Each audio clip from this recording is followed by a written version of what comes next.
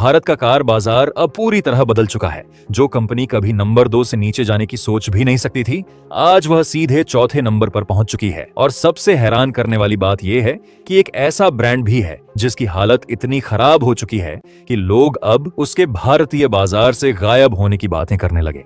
मई 2026 की sales report सामने आ चुकी है और इस बार के आंकड़ों ने पूरे ऑटो इंडस्ट्री में भूचाल ला दिया है।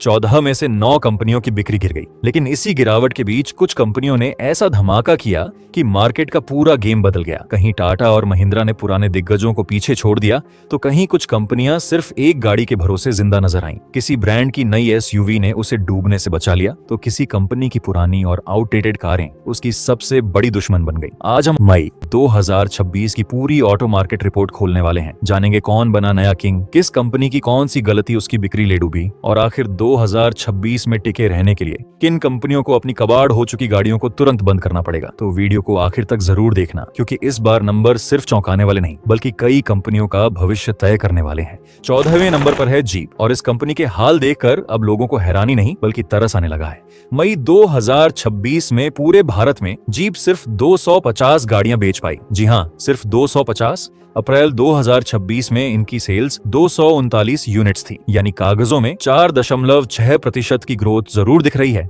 लेकिन असली सवाल ये है कि क्या इतनी छोटी संख्या को सच में ग्रोथ कहा जा सकता है? सच्चाई ये है कि जीप अब भारतीय बाजार में धीरे धीरे अपनी पकड़ खोती जा रही है। महंगी कीमत, बेहद महंगे स्पेयर पार्ट्स और कमजोर सर्विस नेटवर्क ने इस प्रीमियम ब्रांड को ऐसी स्थिति में पहुंचा दिया है जहां आम ग्राहक अब इनकी तरफ देखना भी पसंद नहीं कर रहा। ऊपर से मार्केट में टाटा और महिंद्रा जैसी कंपनियां कम कीमत में ज्यादा फीचर्स और मजबूत एसयूवीज दे रही हैं, जिसकी वजह से जीप का अस्तित्व और मुश्किल में पड़ता जा रहा है। अगर आने वाले महीनों में कंपनी कोई दमदार नई एसयूवी या बड़ा बदलाव लेकर नहीं आती, तो 2026 इनके लिए बहुत भारी साबित हो सकता है। 13वें नंबर पर है सिट्रोएन, और इस कंपनी की हालत देखकर ऐसा लगता है जैसे बाजार में इसकी पहचान सिर्फ डिस्काउंट तक सीमित होकर रह गई है। मई 2026 में सिट्रोएन सिर्फ 525 गाड़ियां बेच पाई, जबकि अप्रैल 2026 में यह आंकड़ा 683 यूनिट्स का था, यानी महीने दर महीने करीब 23% की गिरावट।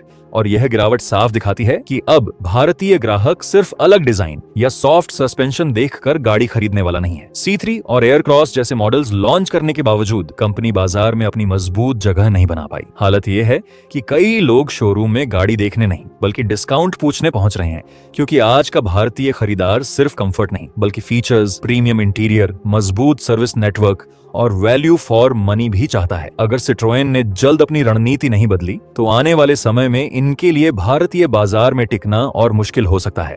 अब जरा 12वें नंबर पर नजर डालिए, क्योंकि यहाँ से कहानी पूरी तरह पलटने लगती है। इस पोजीशन पर है विनफास्ट, एक ऐसी नई कंपनी जिसने आते ही इंडियन ऑटो मार्केट में हलचल मचा दी है। मई 2026 में विनफास्ट ने 1228 गाड़ियां बेची, जबकि अप्रैल में यह आंकड़ा 688 यूनिट्स का था, यानी करीब 21% की शानदार ग्रोथ। और सबसे बड़ी बात यह है कि जब कई पुरानी और बड़ी कंपनियों की सेल्स लगातार गिर रही हैं, तब एक नई ईवी कंपनी का इतनी तेजी से ऊपर आना साफ दिखाता है कि मार्केट अब तेजी से बदल रहा है। विनफास्ट ने इलेक्ट्रिक सेगमेंट में एंट्री लेते ही सिट्रोएन और जीप जैसे पुराने ब्रांड्स को पीछे छोड़ दिया है। जो ग्राहक पहले सिर्फ टाटा या एमजी की ईवी देखने जाता था, अब वह विनफास्ट की टेस्ट ड्राइव भी लेने लगा है। कंपनी की नई लॉन्च स्ट्रैटेजी और एग्रेसिव एंट्री ने बड़े बड़े ब्रांड्स की टेंशन बढ़ा दी है। अब देखना यह होगा कि क्या विनफास्ट लंबे समय तक भारतीय बाजार में अपनी पकड़ बना पाएगी या नहीं। 11वें नंबर पर है निसान, और इस कंपनी की सबसे बड़ी परेशानी यह है कि यह लगभग सिर्फ एक गाड़ी के दम पर बाजार में टिकी हुई है। मई 2026 में निसान की कुल सेल्स सिर्फ 2948 यूनिट्स रही, जबकि अप्रैल 2026 में कंपनी ने 3203 गाड़ियां बेची थीं, यानी सीधे 8% से ज्यादा की भारी गिरावट। ये आंकड़े साफ बता रहे हैं कि मैग्नाइट और नई लॉन्च हुई एसयूवी का शुरुआती क्रेज अब धीरे धीरे खत्म होता जा रहा है। आखिर कब तक एक ही गाड़ी को नया बम्पर और हल्के बदलाव देकर बाजार में चलाया जा सकता है? दूसरी तरफ सप्लाई की दिक्कतें और नए प्रोडक्ट्स की कमी ने डीलर्स की मुश्किलें और बढ़ा दी हैं। ऊपर से टाटा पंच और हुंडई एक्सेटियर जैसी गाड़ियां इस सेगमेंट में इतनी मजबूत हो चुकी हैं कि निसान की सेल्स पर सीधा असर पड़ रहा है। अगर कंपनी जल्द कोई बड़ा कदम नहीं उठाती तो आने वाले समय में इसकी स्थिति और कमजोर हो सकती है। अब बात करते हैं 10वें नंबर की, और यहीं से शुरू होता है वो सबसे बड़ा झटका जिसका जिक्र हम शुरुआत से कर रहे थे। एक समय था जब होंडा की गाड़ियां हर भारतीय परिवार का सपना हुआ करती थीं। सेडान सेगमेंट में होंडा सिटी का ऐसा दबदबा था कि लोग उसे स्टेटस सिंबल मानते थे। लेकिन मई 2026 के आंकड़ों ने दिखा दिया कि वक्त कितनी तेजी से बदल चुका है। होंडा मई में सिर्फ 5111 गाड़ियां बेच पाई, जबकि अप्रैल 2026 में यह आंकड़ा 4069 यूनिट्स का था, यानी सीधे 25% की शानदार ग्रोथ। होंडा, अमेज और सिटी अब मार्केट में पहले जैसी एक्साइटमेंट पैदा नहीं कर पा रही हैं, और एलिवेट भी वैसा बड़ा धमाका नहीं कर सकी जिसकी कंपनी को उम्मीद थी। हालांकि अब होंडा के लिए उम्मीद की एक नई किरण दिखाई दे रही है, क्योंकि अगले महीने नई होंडा सिटी और उसके बाद नई WRV लॉन्च होने वाली है। अगर ये दोनों गाड़ियां ग्राहकों को पसंद आ गईं, तो शायद होंडा फिर से वापसी की राह पकड़ सकती है। 9वें नंबर पर है रेनॉल्ट, और सच कहें तो यह कंपनी इस बार एक अंडरडॉग की तरह उभर कर सामने आई है। मई 2026 में रेनॉल्ट ने 4113 गाड़ियां बेची, जबकि अप्रैल में इनकी सेल्स करीब 5413 यूनिट्स के आसपास थी, यानी लगभग 24% की शानदार गिरावट। जब ज्यादातर कंपनियां गिरावट झेल रही थीं, तब रेनॉल्ट उन चुनिंदा ब्रांड्स में शामिल रही जिसने अप्रैल में पॉजिटिव ग्रोथ दर्ज की। ट्राइबर और काइगर जैसे मॉडल्स आज भी मिडिल क्लास, फैमिली और बजट खरीदारों की पहली पसंद बने हुए हैं। खासकर ट्राइबर का बेस वेरिएंट कम बजट में 7 सीटर विकल्प देने की वजह से लोगों को काफी पसंद आ रहा है। जहां होंडा और निसान जैसी कंपनियां लगातार नीचे जा रही हैं, वहीं रेनॉल्ट बिना ज्यादा शोर किए धीरे धीरे अपनी पकड़ मजबूत करती दिख रही है। 8वें नंबर पर है MG मोटर, और यहीं पर ईवी हाइप का असली सच सामने आता है। मई 2026 में MG ने 6048 गाड़ियां बेची, जबकि अप्रैल में यह आंकड़ा 6018 यूनिट्स का था, यानी करीब 1% की growth. Social media per hectare और कॉमेट ईवी का काफी शोर जरूर दिखाई देता है, लेकिन असली रिटेल मार्केट की तस्वीर थोड़ी अलग नजर आ रही है। कंपनी लगातार भारी डिस्काउंट दे रही है, फिर भी सेल्स में गिरावट रुक नहीं रही। दूसरी तरफ टाटा की मजबूत ईवी रेंज और महिंद्रा के नए लॉन्च ने AMG के मार्केट शेयर पर सीधा असर डालना शुरू कर दिया है। कई डीलर्स का कहना है कि ग्राहक शोरूम तक तो आते हैं, फीचर्स भी पसंद करते हैं, लेकिन माइलेज, बैटरी भरोसे और आफ्टर सेल्स सर्विस को लेकर अभी भी उनके मन में डर बना हुआ है। यही वजह है कि AMG की गाड़ियां फिलहाल ज्यादा उन लोगों को आकर्षित कर रही हैं जिन्हें बड़ी स्क्रीन, प्रीमियम इंटीरियर और पैनोरामिक सनरूफ जैसी चीजें ज्यादा पसंद हैं। 7वें नंबर पर है स्कोदा, जिसने इस बार चुपचाप एक डार्क हॉर्स की तरह बाजार में अपनी मजबूत मौजूदगी दर्ज कराई है। कंपनी ने मई 2026 में 5760 गाड़ियां बेची, जो अप्रैल के 6886 यूनिट से करीब 16% गिरावट ज्यादा है। पहली नजर में ये आंकड़े थोड़े चौंकाते हैं, क्योंकि इनकी गाड़ियां हर सड़क पर इतनी ज्यादा दिखाई नहीं देती, लेकिन असली कहानी इनके नए कुशाक और टाइगन मॉडल्स, शानदार सेफ्टी रेटिंग और जर्मन इंजीनियरिंग के भरोसे में छिपी है। जब पूरा मार्केट गिरावट झेल रहा है, तब लोगों का फिर से जर्मन कार्स की तरफ लौटना एक बड़ा बदलाव माना जा रहा है। इनका ग्राहक वो है जो सिर्फ फीचर्स नहीं, बल्कि ड्राइविंग एक्सपीरियंस और मजबूत सेफ्टी चाहता है। खासकर टियर 1 शहरों में इनकी पकड़ तेजी से मजबूत हो रही है, और अब इनकी रीसेल वैल्यू भी पहले के मुकाबले बेहतर होती दिखाई दे रही है।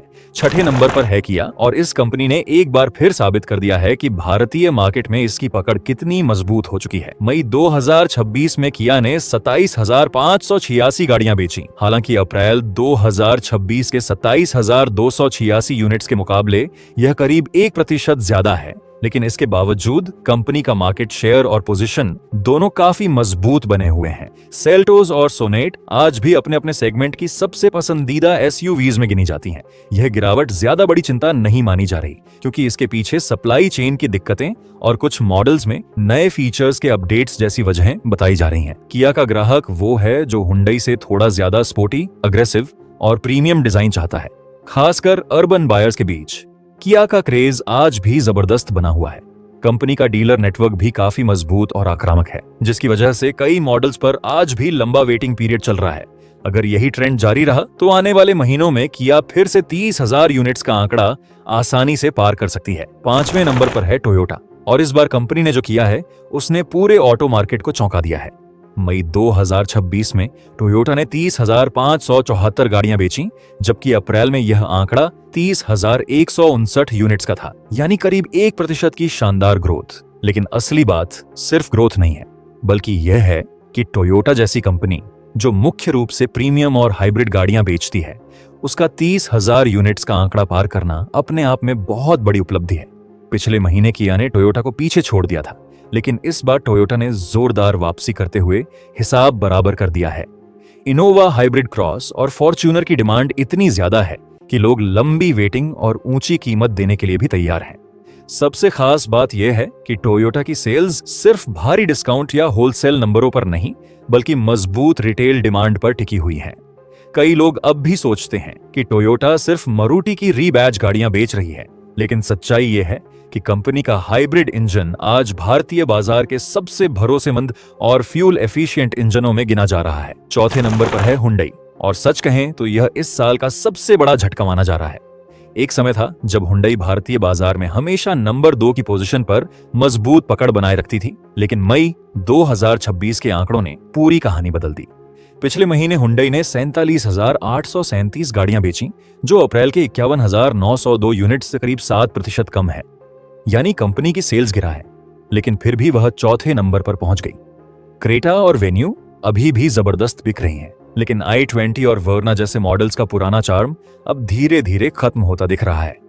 भारतीय ग्राहक अब सिर्फ फीचर्स से खुश नहीं हो रहा, बल्कि उसे मजबूत रोड प्रेजेंस, बेहतर सेफ्टी और ज्यादा मस्कुलर डिजाइन चाहिए, जहां टाटा और महिंद्रा तेजी से लोगों की पसंद बनते जा रहे हैं।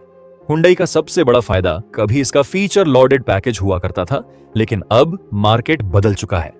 आज ग्राहक सेफ्टी रेटिंग और दमदार एसयूवी लुक्स को ज्यादा महत्व दे रहा है, और यही जगह हुंडई थोड़ी कमजोर पड़ती दिखाई दे रही है। अगर कंपनी ने जल्द अपनी रणनीति नहीं बदली तो आने वाले समय में इसकी मुश्किलें और बढ़ सकती हैं। तीसरे नंबर पर महिंद्रा ने अपनी जबरदस्त ढाक जमा दी है।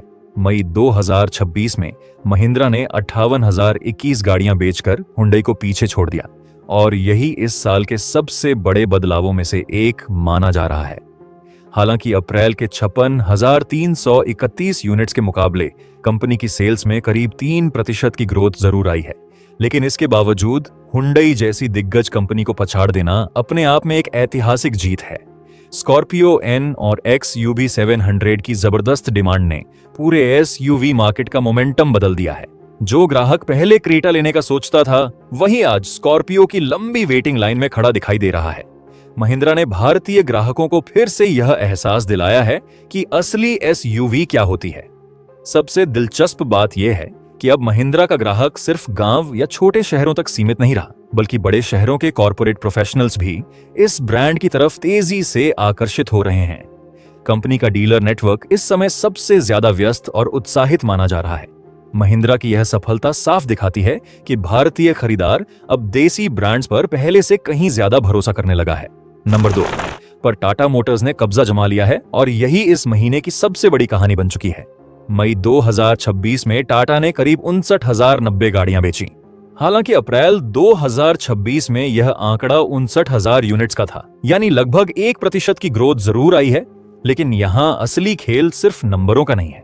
असली बात यह है कि टाटा ने हुंडई और महिंद्रा जैसी बड़ी कंपनियों को पीछे छोड़ते हुए भारतीय बाजार में अपनी ताकत फिर साबित कर दी है। नेक्सॉन, पंच और सफारी जैसी SUVs ने मार्केट में ऐसा दबदबा बना दिया है कि आज हर दूसरी नई SUV सड़क पर टाटा की नजर आती है। टाटा ने सेफ्टी को अपना सबसे बड़ा हथियार बनाया, और भारतीय ग्राहक अब उसी चीज को सबसे ज्यादा महत्व दे रहा है। जो लोग कभी टाटा की फिट और फिनिश का मजाक उड़ाते थे, वही आज पंच और नेक्सॉन खरीदते दिखाई दे रहे हैं। सबसे खास बात यह है कि टाटा की पकड़ सिर्फ होलसेल नंबरों तक सीमित नहीं है, बल्कि रिटेल मार्केट में भी कंपनी की डिमांड बेहद मजबूत बनी हुई है। यह सफलता कोई अचानक हुआ चमत्कार नहीं, बल्कि सालों की लगातार मेहनत और सही रणनीति का नतीजा है। अब अगर टाटा अपनी आफ्टर सेल्स सर्विस और सर्विस नेटवर्क को और बेहतर कर लेती है, तो आने वाले समय में इसे रोकना और मुश्किल हो सकता है। और अब बात करते हैं नंबर 1 की, जहां हमेशा की तरह मारुति सुजुकी ने अपना कब्जा बरकरार रखा है। लेकिन इस बार सिर्फ पोजीशन नहीं, बल्कि इनके आंकड़ों ने पूरे मार्केट को हिला दिया है। मई 2026 में मारुति सुजुकी ने 1,90,337 गाड़ियां बेची, जबकि अप्रैल में यह आंकड़ा 1,87,704 यूनिट्स का था, यानी करीब 1% की जबरदस्त ग्रोथ। जब पूरी इंडस्ट्री की ज्यादातर कंपनियां गिरावट झेल रही थीं, तब मारुति का इतनी तेजी से ऊपर जाना साफ दिखाता है कि इस ब्रांड की पकड़ भारत में कितनी गहरी है। बलेनो, स्विफ्ट और ब्रेजा जैसी गाड़ियों ने डिस्काउंट और बढ़ती डिमांड दोनों का पूरा फायदा उठाया है। यह सिर्फ अच्छी सेल्स नहीं, बल्कि सीधा मार्केट डोमिनेशन है। मारुति आज भी गांव से लेकर बड़े शहरों तक हर जगह सबसे मजबूत ब्रांड बनी हुई है। पहली बार गाड़ी खरीदने वाला ग्राहक आज भी सबसे पहले मारुति के शोरूम की तरफ ही जाता है, क्योंकि लोगों के मन में इस कंपनी को लेकर भरोसा सालों से बना हुआ है। यह थी मई 2026 की पूरी ऑटो मार्केट स्टोरी, जिसने साफ बता दिया कि आज के समय में कोई भी कंपनी अपनी पोजीशन को हल्के में नहीं ले सकती। कहीं होंडा जैसी पुरानी दिग्गज कंपनी नीचे फिसल रही है, तो कहीं टाटा और महिंद्रा जैसे देसी ब्रांड्स बाजार की तस्वीर बदल रहे हैं। इंडियन कस्टमर अब पहले से ज्यादा स्मार्ट हो चुका है और वही तय कर रहा है कि अगला किंग कौन बनेगा। अब आप बताइए, क्या अगले महीने महिंद्रा टाटा मोटर्स को पीछे छोड़ पाएगी या फिर टाटा नंबर 2 की कुर्सी पर मजबूत होकर बैठ चुकी है? टीम टाटा या टीम महिंद्रा, अपनी राय कमेंट में जरूर बताइए। और ऐसी ही ऑटो मार्केट की असली खबरों के लिए चैनल को सब्सक्राइब करना मत भूलिए। मिलते हैं अगले वीडियो में, तब तक के लिए जय हिंद जय भारत।